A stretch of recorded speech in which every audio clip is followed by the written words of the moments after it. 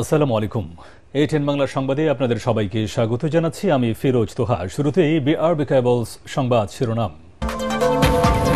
বিশ্ব ইজতেমার 2 পর্বের তারিখ ঘোষণা করল সরকার। 31 জানুয়ারি থেকে 2 ফেব্রুয়ারি জোবায়েরপন্থী আর 14 থেকে 16 ফেব্রুয়ারি অংশ নেবে সাদপন্থীরা। 1-11-এ বিএনপি সবচেয়ে বেশি ক্ষতিগ্রস্ত হয়েছিল বললেন মির্জা আব্বাস। দল গঠনের উদ্যোগে অন্তর্বর্তী সরকার নিরপেক্ষতা হারিয়েছে মন্তব্য রিজভীর। বিগত বছরগুলোতে যেসব রাজনৈতিক দল মানুষের সম্পদ লুণ্ঠন করেছে তাদের বিচার দাবি জামায়াত আমিরের। ইসলামী শক্তিগুলো এক হওয়ার চেষ্টা করছে জানালেন চরমোনাই পীর। 6 মাসে 1.5 শতাধিক পোশাক কারখানা বন্ধ, ঝুঁকিতে আরও 150। বিল বকেয়ার কারণে রমজান ও বোরো মৌসুমে বিদ্যুৎ সংকটের আশঙ্কা বেসরকারি উৎপাদনকারীদের। এবং ব্যবসায়ীকে হামলার ঘটনায় ছাত্রদলের যুগ্ম সম্পাদক মিথুন একদিনের রিমান্ডে। শৃঙ্খলা ভঙ্গের দায়ে 2 নেতা বহিষ্কার। থানায় ভাঙচুরের মামলায় 6 কর্মী কারাগারে। শুনছিলেন বিআরবি কেবলস সংবাদ শিরোনাম। এবারে বিস্তারিত। এবারের বিশ্ব ইজতেমা 3 ভাগে অনুষ্ঠিত হবে। সব পক্ষের সম্মতি নিয়ে ইজতেমার নতুন তারিখ ঘোষণা করে প্রজ্ঞাপন জারি করেছে সরকার। এতে বলা হয়েছে, আগামী 31 জানুয়ারি থেকে 2 ফেব্রুয়ারি টঙ্গী ময়দানে প্রথম পর্বের ইজতেমায় 2 ভাগে শুরায়ে নিজাম অনুসারী তথা জোবায়েরপন্থীরা অংশ নেবেন। আর 6 ফেব্রুয়ারি মাগরিবের ওয়াক্তের মধ্যে প্রশাসনের কাছে টঙ্গী ময়দান হস্তান্তর করবেন তারা। এরপর 14 থেকে 16 ফেব্রুয়ারি দ্বিতীয় পর্বের ইজতেমায় অংশ নেবেন তাবলিগ জামায়াতের সাদপন্থীরা। মাজহারুল হক মুহাজিরের রিপোর্ট। পবিত্র হজের পর মুসলমানদের সবচেয়ে বড় জমায়েত হয় টঙ্গীর তুরাগ তীরে, যার নাম বিশ্ব ইজতেমা। দেশ বিদেশের অগণিত ধর্মপ্রাণ মুসল্লিরা এতে অংশ নেন। রাসূলের জীবন আদর্শ, আল্লাহর একত্ববাদের বয়ান আর ইসলামের সৌন্দর্য তুলে ধরা হয় মুসলিম উম্মার এই সম্মেলনে। কিন্তু তাবলিগ জামাতের শুরায়ে নিজাম তথা জোবায়েরপন্থী ও সাদপন্থীদের বিভক্তিকে কেন্দ্র করে গেল কয়েক বছর ধরে 2 পর্বে অনুষ্ঠিত হচ্ছে বিশ্ব ইজতেমা। এদিকে পরিবর্তিত পরিস্থিতিতে হওয়া এবারের ইজতেমা 2 পর্বে অনুষ্ঠিত হলেও তা হবে মূলত 3 ভাগে। আগামী 31 জানুয়ারি থেকে 6 ফেব্রুয়ারি প্রথম পর্বে 2 ভাগে অংশ নেবেন শুরায়ে নিজাম তথা জোবায়েরপন্থীরা। আর 14, 15, 16 ফেব্রুয়ারি দ্বিতীয় পর্বে অংশ নেবেন মাওলানা সাদের অনুসারীরা। যদিও একে সরকারের বৈষম্যমূলক আচরণ বলে দাবি করেছেন মাওলানা সাদের অনুসারীরা। আগামী 31 তারিখ থেকে হওয়া ইজতেমার সব প্রস্তুতি শেষ বলে জানান তাবলিগের শুরায়ে নিজামের মিডিয়া সমন্বয়ক হাবিবুল্লাহ রায়হান। ইতিমধ্যে আলহামদুলিল্লাহ আমাদের মাঠ প্রস্তুতির কাজ প্রায় 80 ভাগেরও বেশি সম্পন্ন হয়েছে। আরও আগেই হয়তো মাঝখানে সাতপন্থীদের হামলার পরে 144 ধারা ময়দানে জারি ছিল। গত 2 জানুয়ারি 2025 এই ঘোষণা যখন উইথড্র হয়, এরপর থেকে আমাদের সাথীরা পুনরায় মাঠ প্রস্তুতির কাজে নিয়োজিত হয়েছেন। এই সরকারটা তো যখন আসছে একটা থিম নিয়ে আসছে, আমাদের থিম বৈষম্য, সবাইকে সবার সমান হক দিব। কিন্তু সমান হকটা আমরা সমান হকটা চাই, আমরা বেশি চাই না। কাকরাইলেরও সমান হক চাই, টঙ্গীরও সমান হক চাই। কারণ আপনারা অ্যানালাইসিস করে দেখুক, সরকারের গোয়েন্দা সংস্থার লোকে যারা আছে, এনএসআই, ডিজিএফআই যারা আছে, যে আসল তবলিগওয়ালা কাদের সঙ্গে বেশি। দ্রুত তাবলিগ জামাত থেকে সকল বিভেদ দূর হোক, বিশ্ব ইজতেমা সফল হোক। দিন শেষে এমনটাই প্রত্যাশা সাধারণ মুসল্লিদের। মাজহারুল হক মুহাজির, A10 বাংলা, ঢাকা। বিএনপি গণতন্ত্র প্রতিষ্ঠার ধারক মন্তব্য করে দলটির স্থায়ী কমিটির সদস্য মির্জা আব্বাস বলেছেন, যারা বিএনপির উদ্দেশ্য নিয়ে প্রশ্ন তুলবে তাদের উদ্দেশ্য ভালো নয়। 1-11-এ রাজনৈতিক দলগুলোর মধ্যে বিএনপি সবচেয়ে বেশি ক্ষতিগ্রস্ত হয়েছিল দাবি করে তিনি বলেন, বিএনপিকে ভিন্ন শিবিরে ঠেলে দিয়ে ফায়দা হাসিলের পরিণতি ভালো হবে না। দলের আরেক নেতা রুহুল কবির রিজভী বলেন, অন্তর্বর্তী সরকারের ভেতর থেকে দল গঠনের উদ্যোগে তাদের নিরপেক্ষতা নিয়ে প্রশ্ন উঠেছে। কামরুজ্জামান রাজীবের রিপোর্ট। বিএনপি চেয়ারপারসন বেগম খালেদা জিয়ার ছোট ছেলে আরাফাত রহমান কোকোর 10ম মৃত্যুবার্ষিকী উপলক্ষে নয়াপল্টনে দলের কেন্দ্রীয় কার্যালয়ে এই দোয়া মাহফিল। এতে বিএনপির বিভিন্ন স্তরের নেতা কর্মী সহ সিনিয়র নেতারা অংশ নেন। দলের স্থায়ী কমিটির সদস্য মির্জা আব্বাস অভিযোগ করেন, জিয়া পরিবারকে নিঃশেষের অংশ হিসেবেই কোকোকে পরিকল্পিতভাবে হত্যা করা হয়েছিল। এ সময় যারা বিএনপিকে আওয়ামী লীগের সাথে তুলনা করছে তাদের উদ্দেশ্য নিয়ে প্রশ্ন তোলেন তিনি। তার দাবি 1-11-এর সময় বিএনপি সবচেয়ে বেশি ক্ষতিগ্রস্ত হয়েছে। কেউ বলছে বিএনপি নাকি 1-11 আনার পায়তারা করছে। তাদের উদ্দেশ্যে বলতে চাই 2007 সালের 1/11 যে ভয়াবহ পরিণতি, এটা বিএনপির চাইতে কেউ বেশি ভোগ করে নাই। আপনারা এই ধরনের কথাবার্তা, সংঘাত, বিভেদ এই 5ই আগস্টের পরে আজকে যদি করতে থাকেন তাহলে কিন্তু দেশে গণতন্ত্র কোনদিন চেহারা দেখবে না। বিএনপিকে যারা ভিন্ন শিবিরে ঠেলে দিয়ে ফায়দা হাসিলের চেষ্টা করছেন, এটার পরিণতি কিন্তু ভালো হবে না। এর আগে বনানী কবরস্থানে নেতাকর্মীদের নিয়ে কোকোর সমাধিতে শ্রদ্ধা জানান বিএনপির সিনিয়র যুগ্ম মহাসচিব রুহুল কবির রিজভী।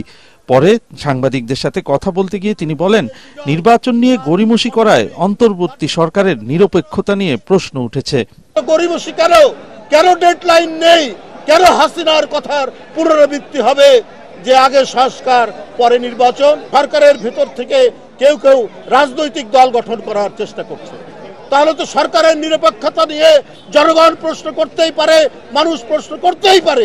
অন্যান্য রাজনৈতিক দল যারা গণতন্ত্রের জন্য আন্দোলন করেছে তারা মনে করবে অন্তর্বর্তীকালীন সরকার কোনো ধরনের একটা মাস্টার প্ল্যানের মধ্যে অন্তর্ভুক্ত রয়েছে। বিএনপি গণতন্ত্র প্রতিষ্ঠায় অঙ্গীকারাবদ্ধ দাবি করে রিজভী বলেন, বিরূপ কথাবার্তা বলে বিএনপির ভাবমূর্তি নষ্টের পায়তারা চলছে। কামরুজ্জামান রাজীব, এটিএন বাংলা, ঢাকা। উন্নয়নের নামে আওয়ামী লীগ 26 লাখ কোটি টাকা পাচার করেছে। সেই ফ্যাসিস্টদের বাংলার মাটিতে আর স্থান হবে না বলে মন্তব্য করেছেন জামায়াত ইসলামের আমির ডাক্তার শফিকুর রহমান। এ সময় সত্যের পথে দেশ গড়তে জনগণকে জামায়াতের পাশে থাকার আহ্বান জানান তিনি। দুপুরে কুড়িগ্রাম সরকারি কলেজ মাঠে কর্মী সম্মেলনে এসব কথা বলেন জামায়াত আমির। তিনি আরও বলেন, মানবিক বাংলাদেশ প্রতিষ্ঠা না হওয়া পর্যন্ত জামায়াত ইসলামী রাষ্ট্র গঠনের যুদ্ধ চালিয়ে যাবে।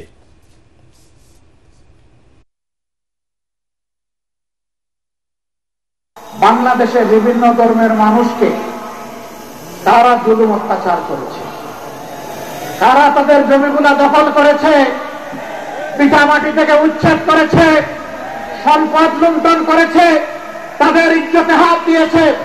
এই দুষ্কৃতিকারীদের তালিকা তৈরি করে জনগণের সামনে প্রকাশ করে দেওয়া হোক। আইনের পেশে মেহরবানি করে আমাদেরকে আর কষ্ট দিবেন না। যদি আইনের পেশে কষ্ট দেন, আমরা বাধ্য হব এই দাবিতে রাস্তায় নামতে। আগামী জাতীয় নির্বাচনে ইসলামী রাজনৈতিক শক্তিগুলো এক হওয়ার চেষ্টা করছে বলে জানিয়েছেন ইসলামী আন্দোলনের আমির সৈয়দ মোহাম্মদ রেজাউল করিম। 24-এর অভ্যুত্থানের পর দেশের মানুষ আর পুরনো শাসক চায় না মন্তব্য করে চরমোনাই পীর বলেন, বৈষম্যহীন বাংলাদেশ দেখতে এবার ইসলামের শক্তিকেই চাইছেন নাগরিকরা।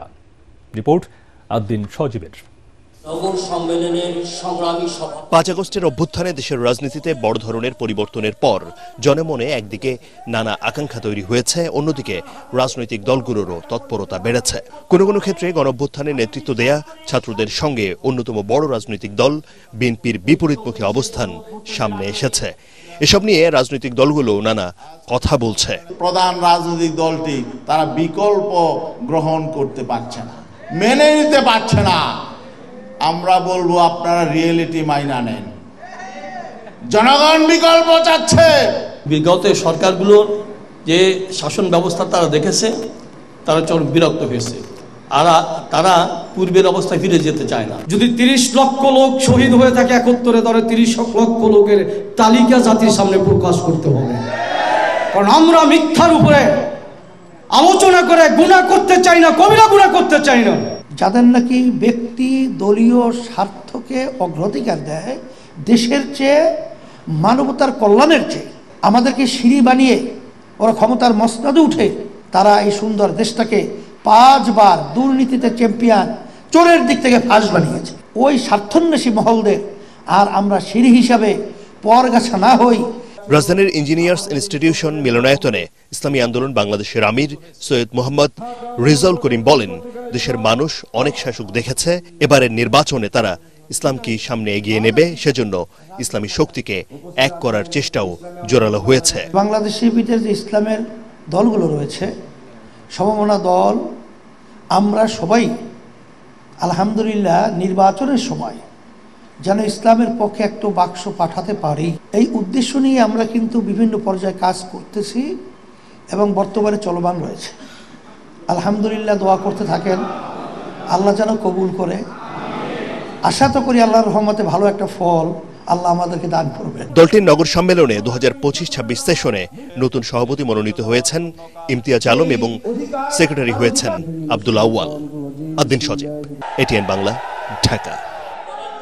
এখনো শিল্পাঞ্চলগুলোতে শ্রমিক অসন্তোষ বন্ধ হয়নি। 5 আগস্টের পর এখন পর্যন্ত 1.5 শতাধিক রফতানিমুখী পোশাক কারখানা বন্ধ হয়ে গেছে বলে জানিয়েছেন ব্যবসায়ীরা। তাদের মতে আইন শৃঙ্খলা পরিস্থিতির উন্নতি না হলে নতুন করে আরও 150টি কারখানা বন্ধ হওয়ার ঝুঁকিতে রয়েছে।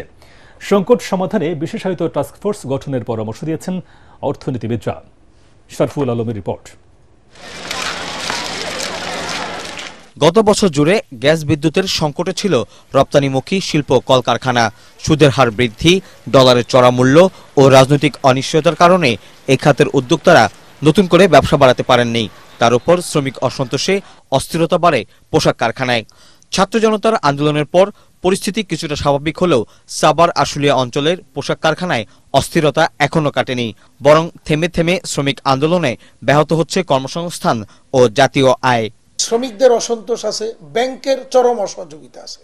এই সবকিছু মিলিয়ে এখন ফ্যাক্টরিগুলির করুণ অবস্থা যাচ্ছে। কতগুলি শ্রম অসন্তোষ অতীতে ঘটেছে বা এখনো ঘটছে, তার পিছনে খুঁজলে পাবেন কেউ না কেউ তাদেরকে ইন্ধন দিচ্ছে। তাদের টার্গেটই হচ্ছে অর্থনীতিটাকে পঙ্গু করে দেওয়া, এই বিশাল জনগোষ্ঠীকে কর্মহীন করে দেওয়া। গত 1 বছরে প্রায় 150-র উপরে ফ্যাক্টরি কিন্তু বন্ধ হয়ে গেছে এবং আগামী 1 বছর আরো 100-র উপরে ফ্যাক্টরি বন্ধ হবে। যে বর্তমান যে সিচুয়েশন চলছে, শ্রমিকদের সাথে কাউন্সেলিংটা করতে হবে।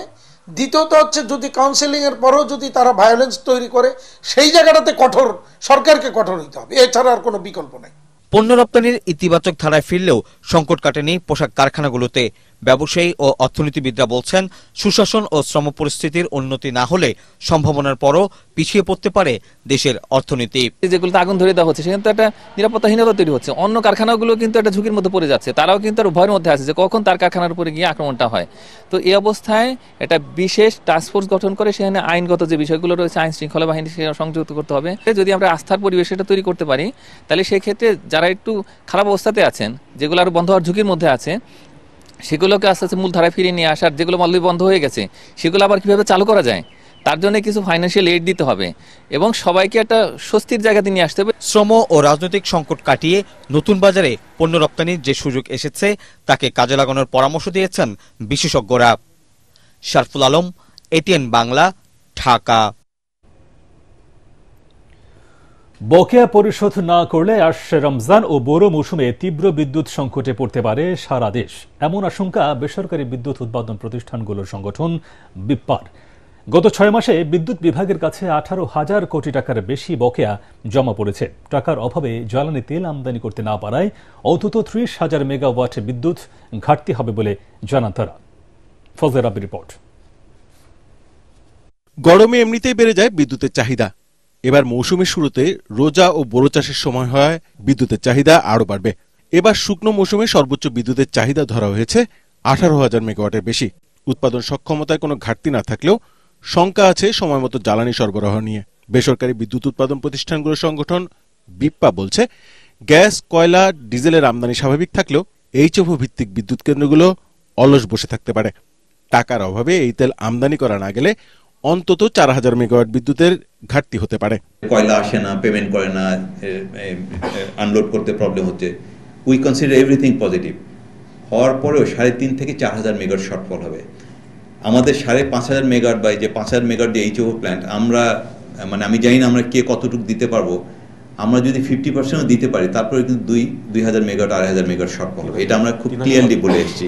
হ্যাঁ, 3,000, যার জন্য এটা আমরা বলে এসেছি এবং আমরা রিকোয়েস্ট করেছি যে যদি হয় আপনারা প্লিজ কোনো অবস্থায় বলবেন না যে এটা আইপিপি দিতে পারে না, বরং আপনারা বলবেন যে আইপিপি দিতে পারছে না। বিগত সরকারের সময় বিদ্যুৎ খাতে অনিয়মের বিষয় খতিয়ে দেখতে চুক্তি পর্যালোচনা কমিটি গঠন করেছে সরকার।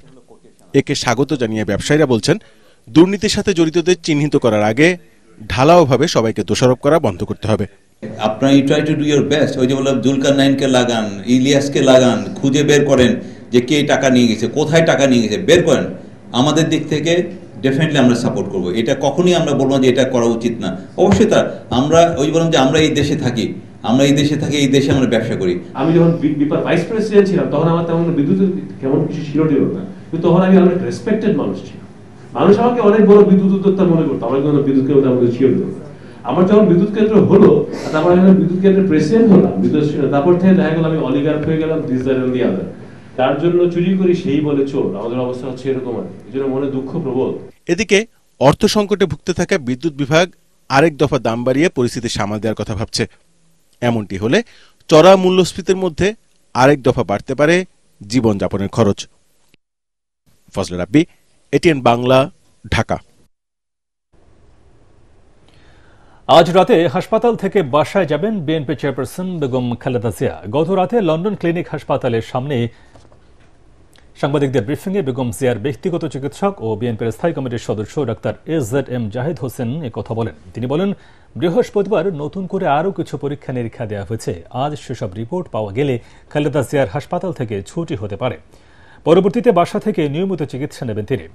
বাসায় সার্বক্ষণিকভাবে প্রফেসর প্যাট্রিক কেনেডি ও জেনিফার ক্রসের সার্বিক তত্ত্বাবধানে চিকিৎসাধীন থাকবেন খালেদা জিয়া। খালেদা জিয়ার লিভার ট্রান্সপ্লান্টের বিষয়ে এখনও সিদ্ধান্ত হয়নি বলেও জানান ডাক্তার জাহিদ। এদিকে গত রাতে দাদি খালেদা জিয়ার সঙ্গে হাসপাতালে দেখা করেছেন তারেক রহমানের মেয়ে জাইমা রহমান ও জাফিয়া রহমান। ওনার যে পরীক্ষার রিপোর্ট তার মধ্যে দু একটা এখনো আসেনি, কয়েকটা পরীক্ষার রিপোর্ট এখানেও হয় না, কয়েকটা পরীক্ষা আছে সেগুলো বাইরে থেকে করাতে ওনারাই করাচ্ছেন, তো সেগুলো হয়তো চলে আসবে। এবং আজকেও ওনাকে এখানকার বিশেষজ্ঞ এবং কিংস কলেজের বিশেষজ্ঞরা ওনাকে দেখেছেন, ওনার পরীক্ষা করে স্বাস্থ্য পরীক্ষা করেছেন, আমাদের ডাক্তার সাহেবদের সাথে কথা বলেছেন। আমাদের দলের ভারপ্রাপ্ত চেয়ারম্যান জনাব তারেক রহমান এবং ওনার সহধর্মী জুবাইদা রহমান এবং শামেলা রহমান সহ ওনার নাতনিরা উপস্থিত ছিলেন। রাজধানীর এলিফ্যান্ট রোডে ব্যবসায়ীকে কুপিয়ে আহত করার ঘটনায় গ্রেফতার ছাত্রদলের কেন্দ্রীয় যুগ্ম সাধারণ সম্পাদক মোহাম্মদ হোসাইন মিথুনের একদিনের রিমান্ড মঞ্জুর করেছেন আদালত। অন্যদিকে মিথুনকে ছিনিয়ে নিতে নিউ মার্কেট থানায় হামলার অভিযোগে গ্রেফতার অন্য 6 জনকে কারাগারে পাঠিয়েছে আদালত।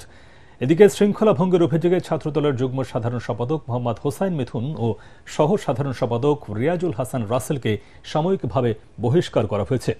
ছাত্রদলের সভাপতি রাকিবুল ইসলাম রাকিব ও সাধারণ সম্পাদক নাসির উদ্দিন নাসির তাদের বহিষ্কারের সিদ্ধান্ত অনুমোদন করেছেন বলে দপ্তর সম্পাদক জাহাঙ্গীর আলম স্বাক্ষরিত বিজ্ঞপ্তিতে জানানো হয়। এর আগে ভোরে মিথুনকে গ্রেফতার করে পুলিশ। তাকে বহনকারী পুলিশের গাড়ি নিউ মার্কেট থানায় প্রবেশের সময় বাধা দেয় ছাত্রদল যুবদলের অর্ধশতাধিক নেতাকর্মী। পরে আসামি ছিনিয়ে নিতে হামলা চালালে আহত হন নিউ মার্কেট জোনের এসি তারিক লতিফ সহ বেশ কয়েকজন পুলিশ সদস্য। শুল্ক কমানো, আমদানি সহ বিভিন্ন উদ্যোগ নিয়েও কোনোভাবে নিয়ন্ত্রণে আনা যায়নি চালের বাজার। গত 2 সপ্তাহে দাম বেড়েছে কেজিতে 10 থেকে 12 টাকা পর্যন্ত। এদিকে সরকারিভাবে দাম বাড়ানোর পরও ভোজ্য তেল নিয়ে তেলেস্মাতি থামেনি। দোকানিরা বলছেন, তেল কিনতে গেলেই সাথে ধরিয়ে দেওয়া হচ্ছে অন্যান্য পণ্য। সবজির দামে স্বস্তি ফিরলেও বাড়তি মুরগির বাজার। রাজধানী ঘুরে আরো জানাচ্ছেন হুমায়ুন চিশতি। চাল নিয়ে চলছে চালবাজি। দাম নিয়ন্ত্রণে শুল্ক কমানোর পাশাপাশি বিভিন্ন দেশ থেকে প্রায় 9 লাখ টন চাল আমদানির সিদ্ধান্তের কথা জানান খাদ্য উপদেষ্টা। তবে এর কোনো প্রভাব পড়েনি চালের বাজারে, বরং গত 2 সপ্তাহে দাম আরো বাড়তি। গত ধরেন 1 মাস থেকে মিনিকেট এবং আদেশাল এত দাম বাড়ছে যে নাগালের বাইরে। এক বস্তাতে 300 থেকে 350 টাকা বাড়ছে। আগে 70 টাকার মিনিকেট চাল এখন 80 টাকা 78 টাকা কিনতে হচ্ছে। মেলেই যদি রেট কম না আসে তাহলে আমরা কিভাবে কম দিব? চালের মতোই গত 1.5-2 মাস ধরে ঊর্ধ্বমুখী মুরগির বাজার। ব্রয়লার 200 টাকা, দেশি 550 এবং পাকিস্তানি কক মুরগি বিক্রি হচ্ছে 320 টাকা কেজি। আপনাদের যে সেটা 10 পয়সার নেই মাসে, ওইরকম সবাই 10 পয়সা ব্যবসা খুব চলতেছে, যার জন্য মালে কিন্তু কোনো ঘাটতি নাই, কিন্তু চাহিদা বেশি। কয়েকদিন আগেই সংকটের নানা নাটকীয়তায় বাড়ানো হয়েছে ভোজ্য তেলের দাম। তবে তেল নিয়ে তেলেস্মাতি কারবার থামেনি। বাজারে আবারও বন্ধ তেলের সরবরাহ। দোকানীদের অভিযোগ, তেল কিনতে জুড়ে দেয়া হচ্ছে নানা শর্ত। গত সপ্তাহে কিছু তেল দিছে, এই সপ্তাহে তেল দিচ্ছে না। এই সপ্তাহে অর্ডার দিছি আর শুধু ক্যানোলা তেল দিয়ে গেছে তিরি কোম্পানি। তেলের দাম গেছে সপ্তাহে বাড়ছে, এই সপ্তাহে কোম্পানি বলতেছে আরো বাড়াবে, এই জন্য তেল অ্যাভেলেবেল দিচ্ছে না। আর তেল যায় কিছু দেয় আমাদেরকে, ওটার সাথে কন্ডিশন দেয়, তেলের সাথে চাল মশলা এগুলা নিতে হয়। 1 লাখ টাকার তেল নিলে 1 লাখ টাকার আটা ময়দা নিতে হয়। তবে স্বস্তি ফিরেছে সবজির বাজারে। বাজার জুড়ে এখন শীতকালীন সবজি, দামও অনেক কম। 15 থেকে 20 টাকায় পাওয়া যাচ্ছে ফুলকপি, টমেটো 30 টাকা, সিম 30 টাকা, বাঁধাকপি বিক্রি হচ্ছে 25 টাকায়। নতুন আলু জাত ভেদে 20 থেকে 30 টাকা কেজি।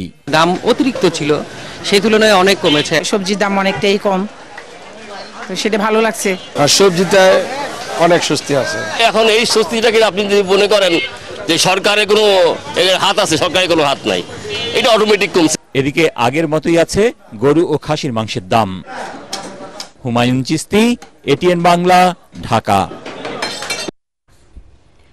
বৈষম্য বিরোধী ছাত্র আন্দোলনের কর্মসূচিতে শিক্ষার্থীদের উপর হামলা সহ বিভিন্ন ঘটনায় বিশ্ববিদ্যালয়ের 84 শিক্ষার্থীকে বহিষ্কার করেছে চট্টগ্রাম বিশ্ববিদ্যালয় কর্তৃপক্ষ।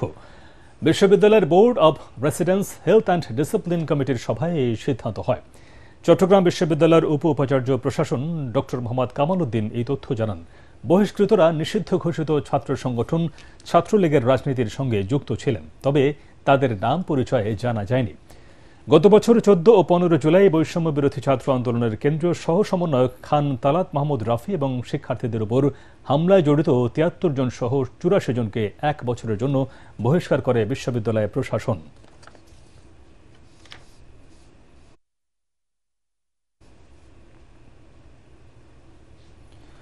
ছোট উদ্যোগে মানব সভ্যতার বিকাশ, এই প্রতিপাদ্যে যশোরে master crafts person orientation programme অনুষ্ঠিত হয়েছে। সদর উপজেলার পোলের হাটে আদ্দিন ওয়েলফেয়ার সেন্টারের হলরুমে রেজ প্রকল্পের আওতায় দুদিনের এই কর্মশালায় প্রধান অতিথি ছিলেন প্রতিষ্ঠানের ডিজিএম শহীদুল ইসলাম। তিনি জানান, কারিগরি দক্ষতা অর্জনের মাধ্যমে বেকারত্ব দূর করাই এই কার্যক্রমের উদ্দেশ্য। অনুষ্ঠান শেষে অংশগ্রহণকারীদের হাতে ব্যাগ, ফার্স্ট এইড বক্স ও প্রয়োজনীয় ওষুধ তুলে দেন প্রধান অতিথি। এ সময় উপস্থিত ছিলেন রেজ প্রজেক্টের সমন্বয়কারী মনিরুল ইসলাম, দক্ষতা উন্নয়ন কর্মকর্তা হেলাল উদ্দিন ও কেস ম্যানেজমেন্ট কর্মকর্তা মনিরুল ইসলাম। কার্যক্রমে 20 জন দক্ষ ওস্তাদ উপস্থিত ছিলেন। এদিকে মাগুরা জেলার আড়পাড়া শাখার আদ্দিন ওয়েলফেয়ার সেন্টারে গত 21 জানুয়ারি থেকে 16 দিন ব্যাপী চলছে ব্যবসা ব্যবস্থাপনা ও উদ্যোগ উন্নয়ন বিষয়ক প্রশিক্ষণ কর্মশালা। প্রধান অতিথি হিসেবে এর উদ্বোধন করেন প্রতিষ্ঠানের পরিচালক ফজলুল হক।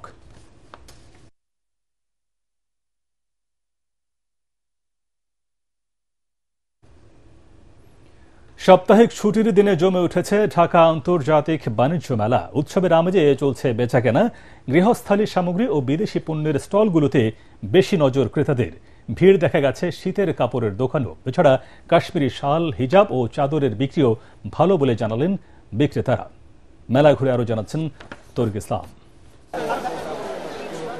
সাপ্তাহিক ছুটির দিনে অনেকেই পরিবার পরিজন নিয়ে এসেছেন ঢাকা আন্তর্জাতিক বাণিজ্য মেলায়। স্টলে স্টলে ক্রেতাদের উপচে পড়া ভিড়। বিভিন্ন দোকান ঘুরে ঘুরে স্বাদ ও সাধ্যের মধ্যে বেছে নিচ্ছেন পছন্দের পণ্য। ক্রেতাদের ভিড় বেশি দেখা গেছে শীতের পোশাকের স্টলে। পছন্দের তালিকায় রয়েছে কাশ্মীর ও গুজরাটের শাল ও চাদরের।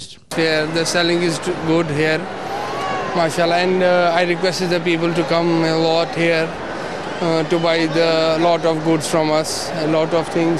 Everybody is hoping for best. ভালো দেখতেছে ইনশাআল্লাহ, সবকিছু মিলাইয়া ভালো লাগতেছে আর এবং প্রাইসটা বেশি মনে হচ্ছে। তো বাণিজ্য মেলা যেহেতু এই জায়গায় সবকিছু পাওয়া যায়, ওই উদ্দেশ্যে আসা, কিন্তু প্রাইস শুই না সবারই একটু ঘাবড়ে যাওয়া হইতেছে আর কি।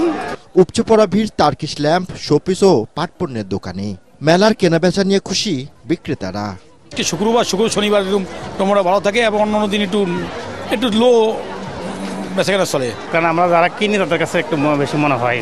দেশি পণ্য বা জুটের এক সময় তো খুব চলতো, এই জন্য দেখা যায় যে এখানে মেলাতে এসে এগুলো দেখলাম, এই জন্য নিলাম। এবারের মতো না হলেও বাট এবার এসে আমার তাও ভালো লেগেছে। তুর্কির প্যাভিলিয়ান, এখানে এরা বলতেছে এরা নাকি international brand, but this is too much high, এত এক্সপেন্সিভ। তরিক ইসলাম, এটিএন বাংলা, ঢাকা।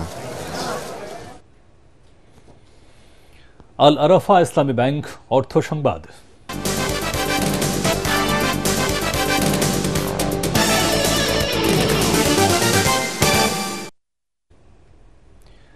মামলা জটিলতায় দীর্ঘ ২২ বছরও শেষ হয়নি ঝালকাঠির ইকো পার্ক প্রকল্পের কাজ। ৪ কোটি টাকা ব্যয়ে নির্মাণাধীন প্রকল্পটি আলোর মুখ না দেখায় হতাশ ক্ষুব্ধ এলাকাবাসী। তবে মামলা নিষ্পত্তি হলে দ্রুতই কাজ শেষ করার আশ্বাস জেলা প্রশাসনের। ঝালকাঠি প্রতিনিধি HM নাসিরউদ্দিনের রিপোর্ট, জানাচ্ছেন ফারহিন ইসলাম টুম্পা। ২০০২ সালে ঝালকাঠির গাবখান, ধানসিঁড়ি, সুগন্ধা ও বিষখালী এই ৪ নদীর মোহনায় জেগে ওঠা চরের ৫৫ একর খাস জমিতে ইকো পার্ক স্থাপনের প্রস্তাব গৃহীত হয়। বন বিভাগের তত্ত্বাবধানে প্রকল্পটি বাস্তবায়িত হলে দক্ষিণাঞ্চলের আধুনিক পর্যটন ও বিনোদন কেন্দ্র হতো এটি। ৪ কোটি টাকা বরাদ্দের পর বালু দিয়ে ভরাট করা হয় প্রকল্প এলাকা। এরপরই ৩৫ একর জমির মালিকানা দাবি করে স্থানীয় প্রভাবশালী একটি মহল। আদালতে মামলা করলে আটকে যায় প্রকল্পের কাজ। ঝালকাঠি পৌর মেয়র জনাব লিয়াকত হোসেন তালুকদার এবং তার ছেলে মনিরুল ইসলাম তালুকদার এই সম্পত্তিটা আত্মসাতের জন্য দুটা যোগাযোগী মোকদ্দমা দায়ের করে।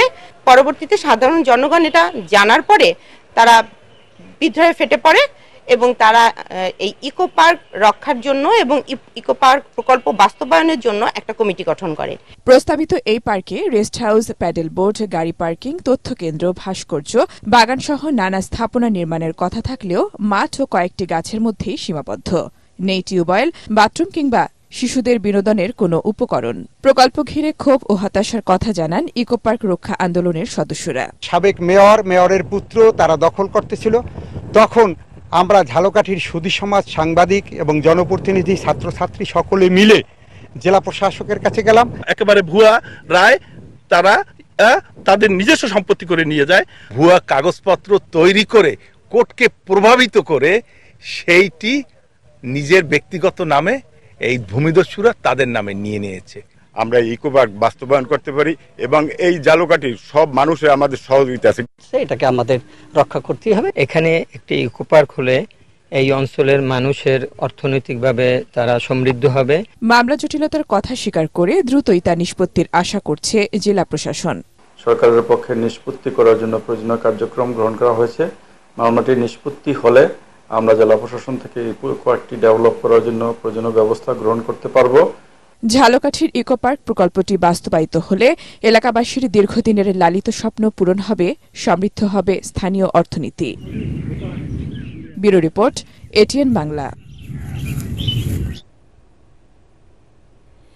এবার সন্ধানী লাইফ ইন্স্যুরেন্স আন্তর্জাতিক সংবাদ।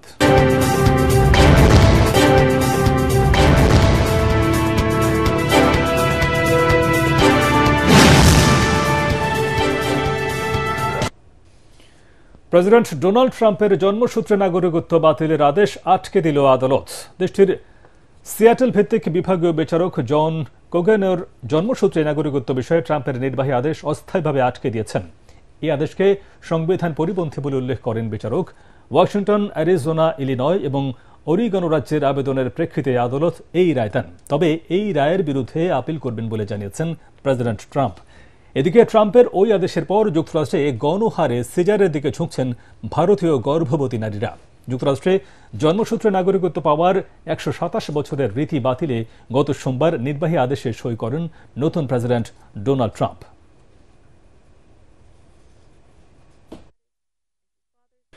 বিজ্ঞাপন বিরতি শেষে আবারও ফিরছে সংবাদে। এবারে পার্টেক্স খেলার খবর।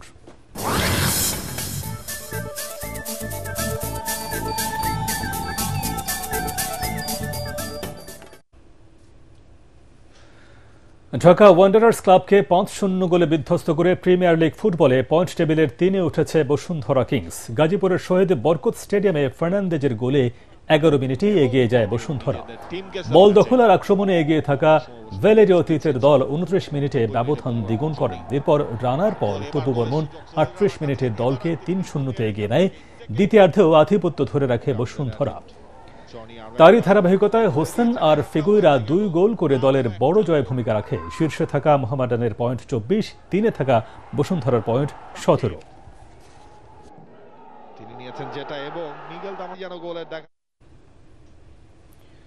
বিশ্বকাপের সরাসরি জায়গা করে নেয়ার মিশনে রাতে ওয়েস্ট ইন্ডিজের বিপক্ষে তৃতীয় ওয়ানডেতে মুখোমুখি হবে বাংলাদেশ নারী ক্রিকেট দল।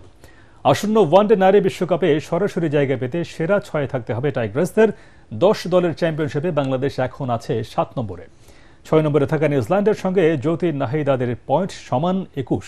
রাতে ম্যাচ জিতলে অথবা ফলাফল না হলে 6-এ উঠে যাবে বাংলাদেশ। রাত 12টায় সিরিজের শেষ ওয়ানডেতে মুখোমুখি হবে দু দল। মোহাম্মদপুরে আন্তঃ কলেজ কোকো স্ট্রিটে ক্রিকেট টুর্নামেন্টে বাদশাহ ফয়সাল ইনস্টিটিউটকে 168 রানে হারিয়ে শিরোপা জিতেছে মোহাম্মদপুর কেন্দ্রীয় কলেজ। শ্যামলী ক্লাব মাঠে আগে ব্যাট করে নির্ধারিত 12 ওভারে 3 উইকেট হারিয়ে 265 রানের পাহাড় গড়ে মোহাম্মদপুর কেন্দ্রীয় কলেজ। জবাবে সব উইকেট হারিয়ে 97 রান তুলতে সক্ষম হয় বাদশাহ ফয়সাল ইনস্টিটিউট। খেলা শেষে বিজয়ীদের হাতে পুরস্কার তুলে দেন বিএনপি চেয়ারপারসনের উপদেষ্টা আব্দুস সালাম। এ সময় উপস্থিত ছিলেন জাতীয় দলের সাবেক ক্রিকেটার জাভেদ ওমর বেলিম সহ ক্রীড়া সংগঠক এবং নেতা কর্মীরা। শেষ করার আগে বিআরবি কেবলস সংবাদ শিরোনাম আরেকবার। বিশ্ব ইজতেমার 2 পর্বের তারিখ ঘোষণা করল সরকার। 31 জানুয়ারি থেকে 2রা ফেব্রুয়ারি জোবায়েরপন্থী আর 14 থেকে 16 ফেব্রুয়ারি অংশ নেবে সাদপন্থীরা। 1-11-এ বিএনপি সবচেয়ে বেশি ক্ষতিগ্রস্ত হয়েছিল বললেন মির্জা আব্বাস। দল গঠনের উদ্যোগে অন্তর্বর্তী সরকার নিরপেক্ষতা হারিয়েছে মন্তব্য রিজভীর। বিগত বছরগুলোতে যেসব রাজনৈতিক দল মানুষের সম্পদ লুণ্ঠন করেছে তাদের বিচার দাবি জামায়াত আমিরের। ইসলামী শক্তিগুলো এক হওয়ার চেষ্টা করছে জানালেন চরমোনাই পীর। 6 মাসে 1.5 শতাধিক পোশাক কারখানা বন্ধ, ঝুঁকিতে আরও 150। বিল বকেয়ার কারণে রমজান ও বোরো মৌসুমে বিদ্যুৎ সংকটের আশঙ্কা বেসরকারি উৎপাদনকারীদের। এবং ব্যবসায়ীকে হামলার ঘটনায় ছাত্রদলের যুগ্ম সম্পাদক মিথুন একদিনের রিমান্ডে। শৃঙ্খলা ভঙ্গের দায়ে 2 নেতা বহিষ্কার। থানায় ভাঙচুরের মামলায় 6 কর্মী কারাগারে।